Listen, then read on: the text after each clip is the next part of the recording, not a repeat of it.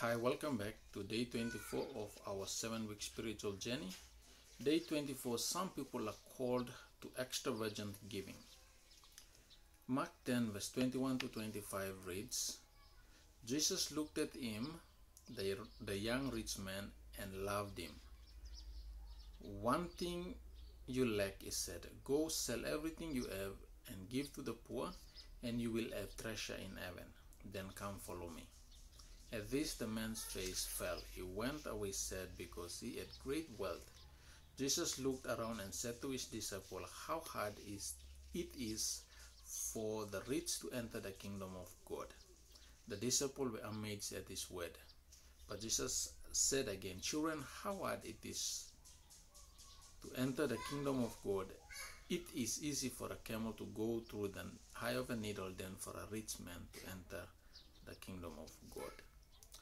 Okay, the problem with this rich young man is that his life is centered around his business. And when Jesus asked him to sell all his things, he was so worried about his own business instead of what God can do for his life.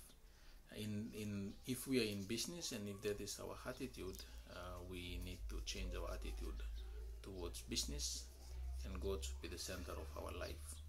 Mark 14 verse 3, a woman came with an alabaster jar of very expensive perfume worth a year's wages, made of pure nard.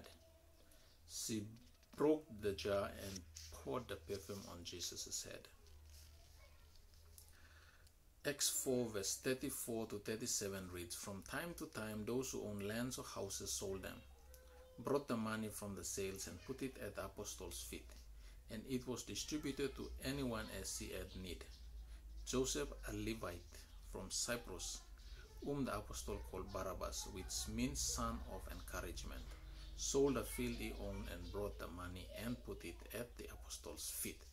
So the story of the woman, Mary Magdalene, with the alabaster jar, and the Christians, and what Joseph,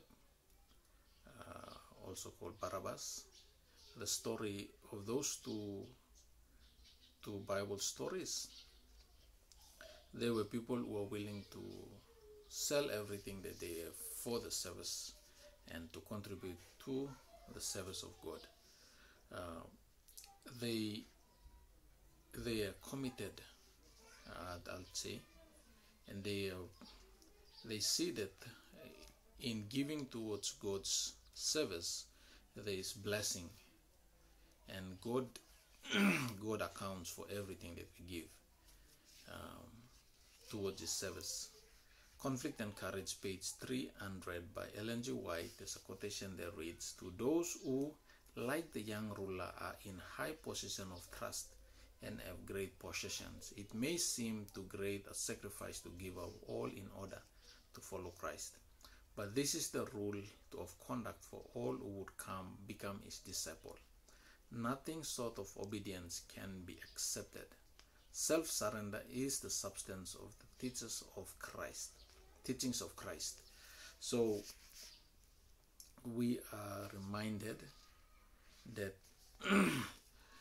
when we want to become disciples of Christ, the givers as well as the frontliners, gospel workers, they are partners in God's service and ministry. In this day 24, our reading is trying to tell us that there are certain circumstances that we have to give everything that we have, because if we do not, those things have the ability, instead of becoming a blessing, they will become a curse to us, and we might end up losing our eternity in heaven with Jesus. So thank you. That's for our day 24. Thank you, and God bless.